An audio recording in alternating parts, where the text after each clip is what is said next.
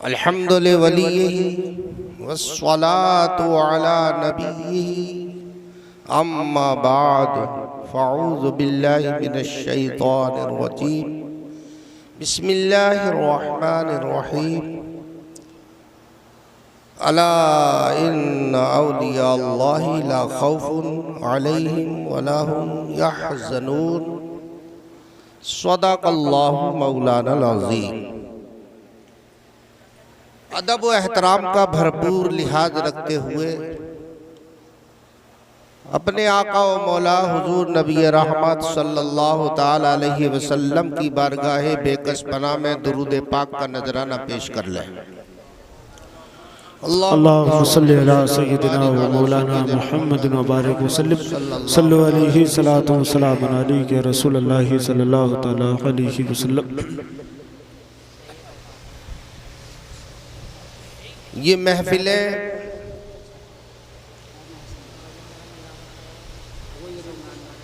सिर्फ इसलिए हैं कि ज़ाकिरीन में नाम लिखा के जो फैज़ मिलना है उसके हिस्सेदार बन जाए।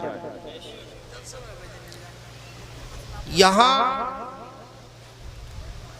खिताबत का जोहर दिखाना मकसूद हरगिज न है और कोई ऐसी बात नहीं है। यहाँ बड़े बड़े इल्म फजल के मालिक उलमा इकराम की मुकद्दस जमात मौजूद है जी। ऐसा भी नहीं है कि जो मैं सुनाऊं वो किसी को याद ना हो, इन पे अपनी धाक जमाऊं।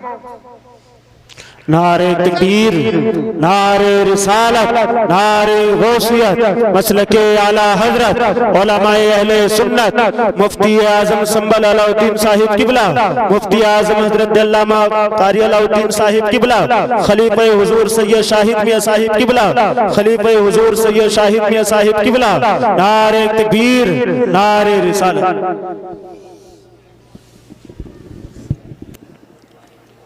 तशरीफ जल्दी से रख ले।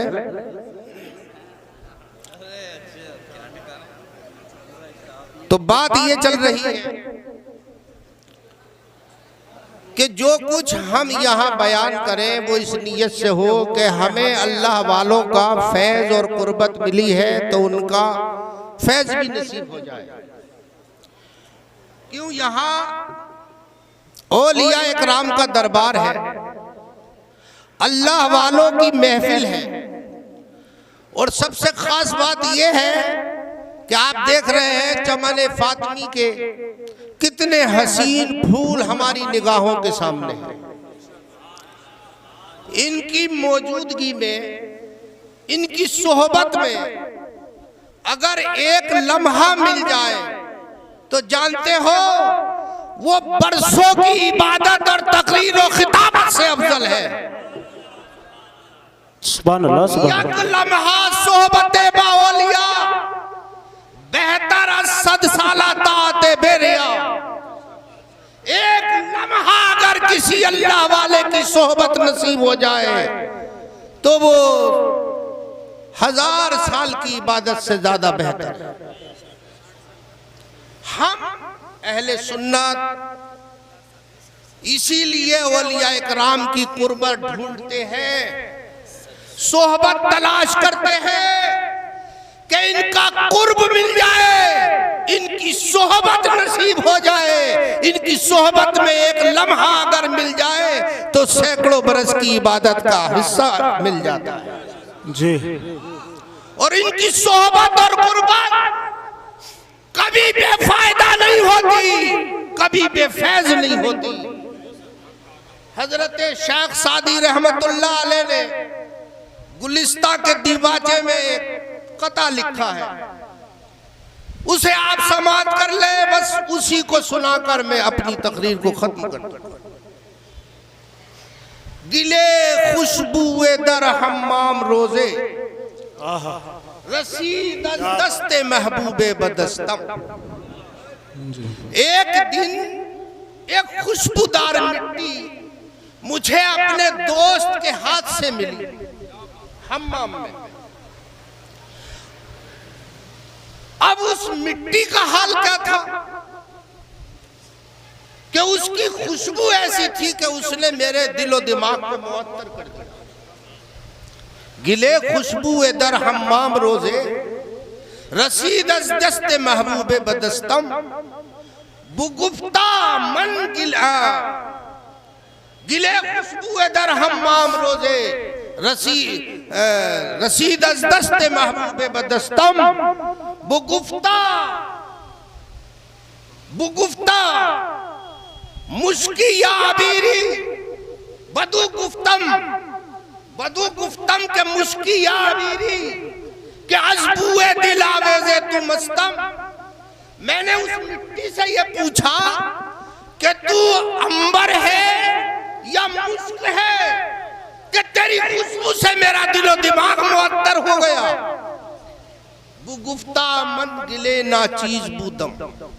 तो उसने कहा कि मैं नाचीज मिट्टी थी, मैं नाचीज मिट्टी थी। वजह क्या थी? वलेकिन मुद्दते बागुल नशिस्तम, मगर कुछ दिनों फूल की सोहबत मिल गई थी। कुछ दिनों के लिए फूल की सोहबत मिल गई, कुर्बत मिल गई। कुछ दिनों के लिए फूल की सोहबत मिली, तो उस सोहबत का असर क्या हुआ? जमाले हमनशी दरमन असर कर, जमाले हमनशी दरमन हासर कर, बगर ना मन हुमा खाकम के हस्तम। मेरे दोस्त ने, मेरे करीब रहने वाले मेरे हमनशी ने अपनी सोहबत का मुझ में असर डाल दिया, जो ये खुशबू नजर आ रही है, वरना हकीकी तौर पर तो मैं वही मिट्टी हूं। तो हम कुछ नहीं है, खाली ढोल है।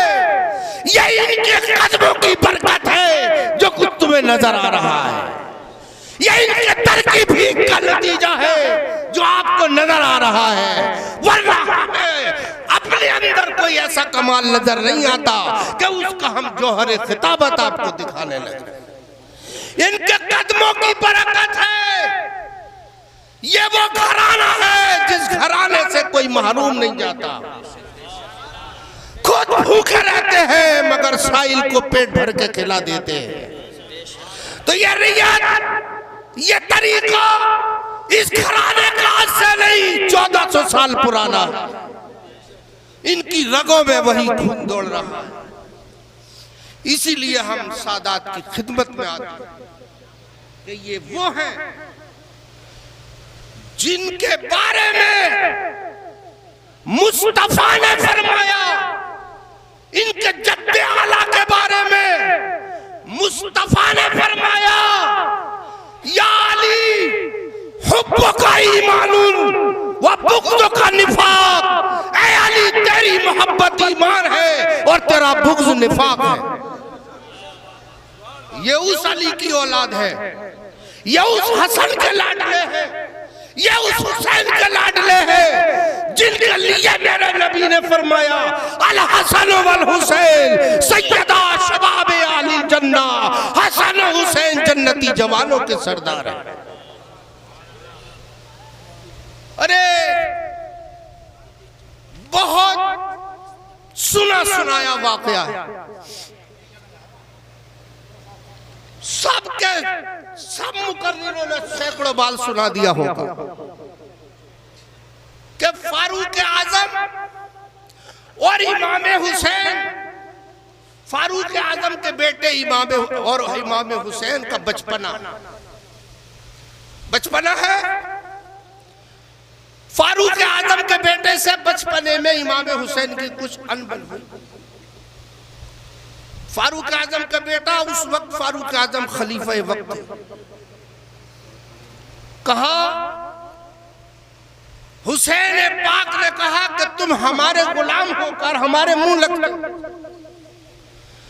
तो बेटे के दिमाग में यह था कि मैं बादशाह का बेटा, अमीरुल मोमिनीन का बेटा।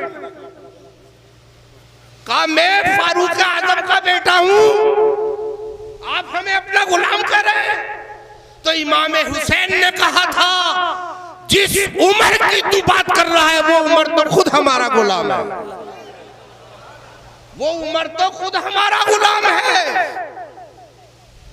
तो फारूक आजम के बेटे की आंखों में आंसू आए, दिल रंजीदा सा हुआ। बुज़मुर्दा चेहरा लेकर बाप की बारगाह में पहुंचे और बाप ने कुल मुलाया चेहरा देखकर पूछा था, क्या बात बेटे? तो कहा अब्बाजान हुसैन ने मेरा दिल दुखाया, मुझे तकलीफ पहुंचाई। फारूक आजम ने कहा, हुसैन तुम्हारा दिल कैसे दुखा सकते हैं? किसी का दिल ना दुखाया आज तक, वो तुम्हारा दिल कैसे दुखा सकते हैं? बात क्या है, बात बताओ। कहा हुजूर ऐसे ऐसे बात हुई। उन्होंने कहा तू हमारा गुलाम होकर हमारे मुंह लगता है। मैंने कहा मैं अमीरुल मोमिनीन का बेटा हूं। तो हुजूर वो तो आप तक भी पहुंच गए। कहा उमर तो खुद हमारा गुलाम है। फारूक आजम ने कहा अच्छा ये बताओ। उमर ने कहा बेटे से कि जाओ हुसैन से पूछ कर आओ, क्या वो लिख कर दे सकते हैं? बेटा गया, खुशी खुशी का हो सकता है लिखने के बाद सबूत पक्का हो जाए, किसी गवाह की जरूरत न रहे। कहा मेरे बाप के बारे में जो आपने कहा वो लिख कर दे सकते हो? कहा का लिखो। लिख दिया, उमर हमारा गुलाम है, और दस्तखत कर दी। अब ये तहरीर लेकर बेटा जब हजरत उमर की बारगाह में आया तो उमर का अंदाज ही अलग था।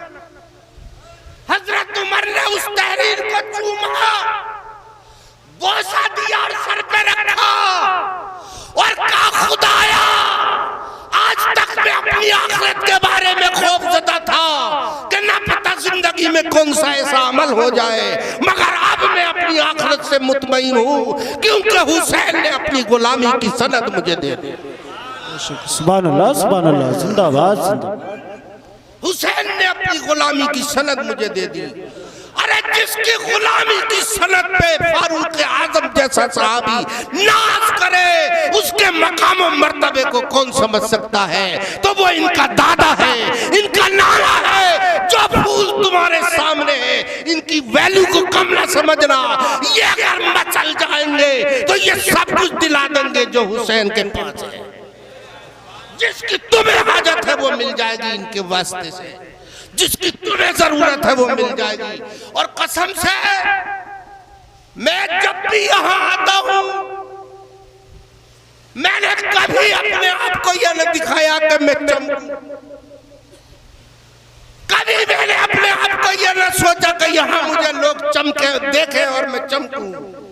मैंने जब भी देखा तो ये देखा कि कहीं कोई ऐसा अमल न हो जाए जो इन सैयदों के लिए तवा का वजन भाई से वजन न बन जाए।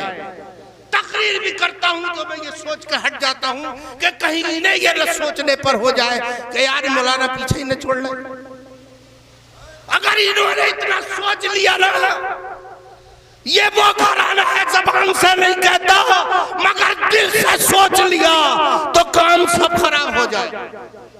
इसलिए इतना ही बोलो जितने को ये सोचे कि बात सही करके चले गए और टाइम जल्दी खत्म कर दिया। अल्लाह हम सबको इन बारगाहों का अदब करने की तौफीक अता फरमाए। अस्सलामु अलैकुम।